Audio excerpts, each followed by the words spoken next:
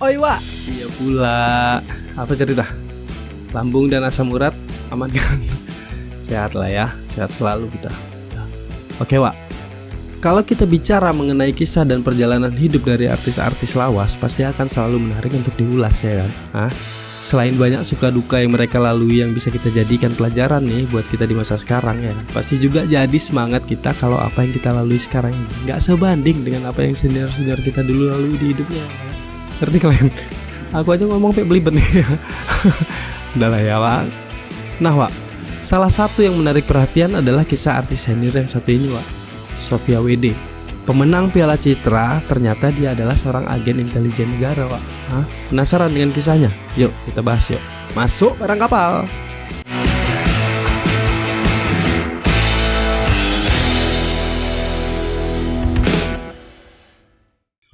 Wak, Sophia WD adalah seorang artis legendaris era 60-an, antara 1940 hingga 1980-an. Jadi hampir 30 tahun lebih berkecimpung di dunia film Sophia WD ini.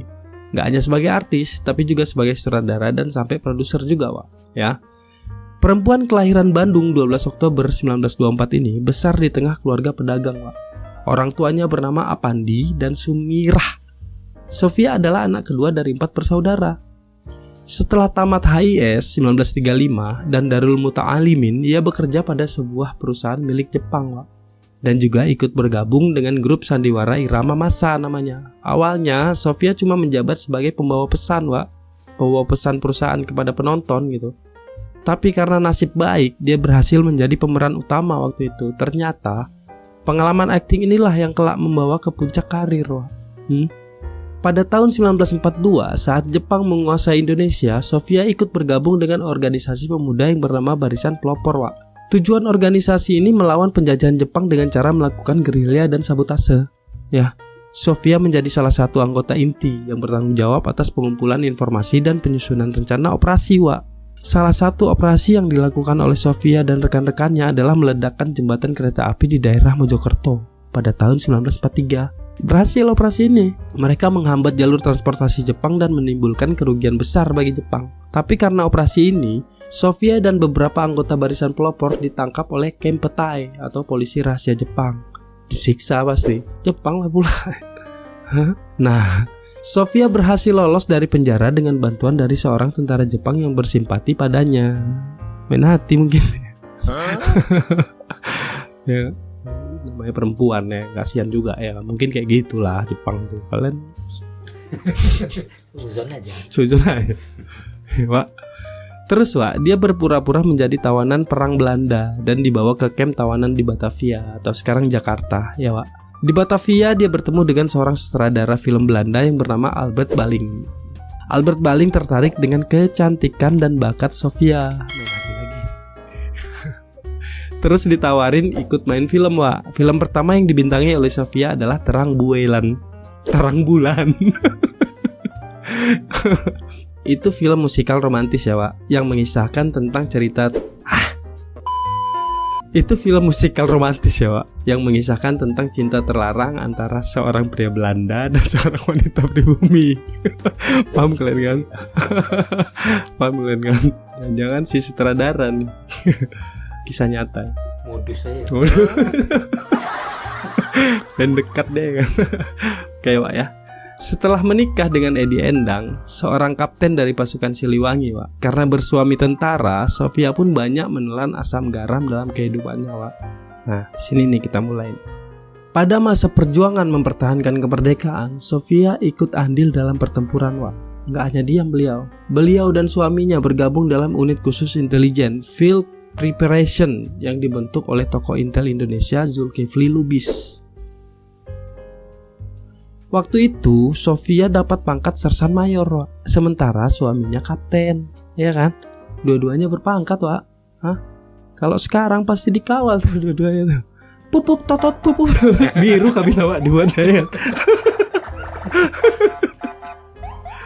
Lanjut ya Wak ya. Jadi biru. Spion pun biru ya. Muka-muka Wak di kabin tuh biru ya. Lewat pupup totot ya. Dah. Ampun Pak. Lanjut ya Pak. Awalnya mereka ditugaskan di Purwakarta, Jawa Barat, Wak. Namun, agresi militer Belanda pada 21 Juli 1947 memaksa mereka menyingkir ke Garut. Waktu itu, Kapten Edi harus ikut bergerilya di hutan, sementara Sofia tetap berada di kota. Agresi militer Belanda membuat Sofia terpaksa membakar semua dokumen ketentaraannya, termasuk surat nikahnya, Wak. Segitu dia perjuangannya ya. Namun, beberapa waktu kemudian, suami Sofia ditangkap dan dibunuh. Wah, siapa yang bunuh? Pemberontak Darul Islam atau Tentara Islam Indonesia, DITI. Pasti pernah dengar kalian. Pada tanggal 3 Oktober 1947. Kematian Edi sangat tragis, Wak. Dia dibunuh dengan cara dimasukkan ke dalam keranjang bambu. Ditusuk-tusuk pakai bambu, Wak, bambu runcing. Dihanyutin ke Sungai Cimanuk tuh, daerah Garut, Wak. Berat ya kan perjuangannya. Mendengar kematian sang suami, Wak, Sofia yang sangat terpukul kemudian melarikan diri ke Bandung bersama anak-anaknya. Untuk masuk ke Bandung sendiri nih, Sofia harus menyamar sebagai istri tukang minyak, Wak. Saat itu Bandung dikuasai Belanda kok. Dan Sofia memutuskan menetap bersama mertuanya di Bandung, Wak. Untuk menyambung hidup nih, dia kemudian berjualan nasi kecil-kecilan, Wak. Buka warung nasi lah ya. Dalam suasana hati yang masih terpukul dengan kematian sang suami, dia kemudian memutuskan keluar dari militer, Wak. Nah, hidup menjanda mempertemukan Sofia dengan rombongan artis yang mampir di warung nasinya. Karena memiliki wajah yang cantik, Sofia diajak bergabung ikut manggung. Sofia pun pindah ke Jakarta pada Desember 1948. Terus, aktor kenamaan Ramli Rashid mengajaknya bermain dalam film Air Mata Mengalir di Citarum. Tuh film debut pertama beliau itu. Saat film itu tayang nih, Wak, banyak rekan-rekan seperjuangan Sofia bangga dan terharu karena jalan cerita film itu mirip dengan kisah hidup Sofia bersama almarhum suaminya tuh, Kapten Edi. Nah, sejak itu karirnya terus menanjak, Wak. Inna ma'al usri yusro. Di balik kesulitan pasti ada kemudahan. Kayak di belakang stiker mobil. mobil Ya, aku bacanya di situ. Kan tahu aku. Lanjut ya, Wak ya. Setelah lama menjanda, beliau kemudian menikah dengan Eswaldi, pernikahan kedua beliau. Seorang sutradara dan komedian berdarah Indo-Jerman. Di situ karirnya terus melejit, Wak. Sofia membintangi ratusan film. Sofia termasuk artis yang jenius waktu itu. Wak, pada 1960, dia tampil pertama kali sebagai sutradara dalam film Badai Selatan, produksi CV Ibu Kota Film. Nah, 10 tahun kemudian, Sofia mendirikan Libra Film. Produksi film pertamanya nih adalah berjudul Si Bego dari Muara Condet. Kok gitu pula judulnya? Emang gitu ya? Yang gitu. Nah, di situ dia sebagai penulis skenario, sutradara dan pimpinan produksi, Wak. Jadi hilirisasi dia. Nggak gitu juga konsep hilirisasi. Pokoknya banyak lah jabatannya ya. Nah, tapi Wak, di balik karirnya gemilang sebagai aktris dan sutradara film, Sofia tetap setia dengan perjuangan sebagai agen intelijen, Wak. Nih, faktanya nih yang ceritain ya. Dia menggunakan kesempatan-kesempatan saat syuting di berbagai daerah untuk mengumpulkan informasi penting tentang situasi politik dan militer di Indonesia waktu itu. Dia juga membantu menyelundupkan senjata dan amunisi untuk para pejuang kemerdekaan, Wak. Salah satu peristiwa penting nih yang melibatkan Sofia sebagai agen intelijen adalah peristiwa G30 SPKI, Wak, pada tahun 1965. Tahu lah pasti kalian, ya kan? Ya itu peristiwa percobaan kudeta yang dilakukan oleh Partai Komunis Indonesia, Wak, sama sekelompok perwira militer yang disebut Gerakan 30 September itu. Paham kalian?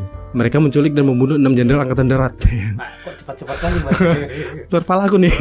Terus membentuk Dewan Revolusi.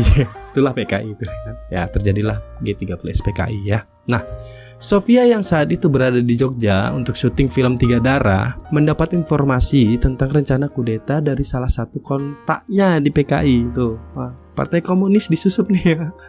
Tersusupi ya kan. Lanjut, dia segera menghubungi Panglima Komando Daerah Militer 5 Brawijaya, Maijen Soeharto, yang merupakan temannya sejak zaman perjuangan. Jadi sama-sama berjuang rupanya sama Pak Harto beliau ini. Kemudian beliau memberitahukan Soeharto tentang nama-nama jenderal yang akan diculik dan lokasi mereka, Wak. Nah, informasi ini yang sangat membantu Presiden Soeharto masa itu untuk mengambil alih kendali militer dan menumpas G30 SPKI, Wak. Atas jasanya ini, Sofia mendapat penghargaan dari pemerintah Indonesia, yaitu Bintang Mahaputra Adi Prana. Dia juga mendapat pengakuan dari dunia internasional, Wak, terutama dari Amerika Serikat yang menganggapnya sebagai salah satu agen intelijen terbaik di Asia Tenggara.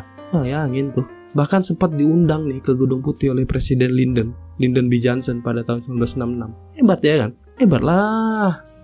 Terus Wak, fakta unik lainnya nih Wak tentang beliau nih. Saat memerankan seorang dukun dalam film Dukun Beranak Wak, tahun 1977, Sofia nyaris kehilangan nyawa karena dipatok ular Wak. Ular betulan diajak syutingnya. Banyak kali ya. Apa pula bayar ular? Makanya bukan ular sewaan lagi tuh, betulan. Film Badai Selatan membawa babak baru dalam hidup Sofia Wak. Di situ dia bertemu dengan W.D. Mochtar, veteran perang juga nih, aktor asal Kalimantan Barat. Kenal kalian pasti W.D. Mochtar, namanya nggak asing tuh. Nah, setelah sang suami Eswaldi tadi meninggal, Sofia kembali menikah dengan W.D. Mochtar Wak, pernikahan ketiga beliau. Jadi pernikahan beliau yang ketiga ya Wak. Disinilah nama W.D. disematkan pada namanya menjadi Sofia W.D. Setelah melalui perjalanan hidup berliku-liku, mulai dari menjadi intelijen tentara, bintang film, sutradara, sampai jadi produser nih, Sofia wafat pada usia 62 tahun di Rumah Sakit Cikini pada tanggal 23 Juli 1986. Beliau meninggal karena pendarahan otak akibat tekanan darah tinggi Wak. Sebagai veteran perang, Sofia dimakamkan secara militer di Taman Makam Pahlawan Kalibata. Jadi pahlawan beliau nih Wak. Pahlawan kita dia nih. Oke ya Wak ya. Kurasa udah terlalu panjang juga nih, takut kalian bosan nih. Ya, buat kalian yang punya ide mengenai pembahasan selanjutnya, silahkan tulis di kolom komentar ya Wak ya. Kita biar kupas sama-sama ya Wak ya. Ketemu cincin punya si Gopar, aku minta izin perutku lapar. Oi Wak. Pulang apa?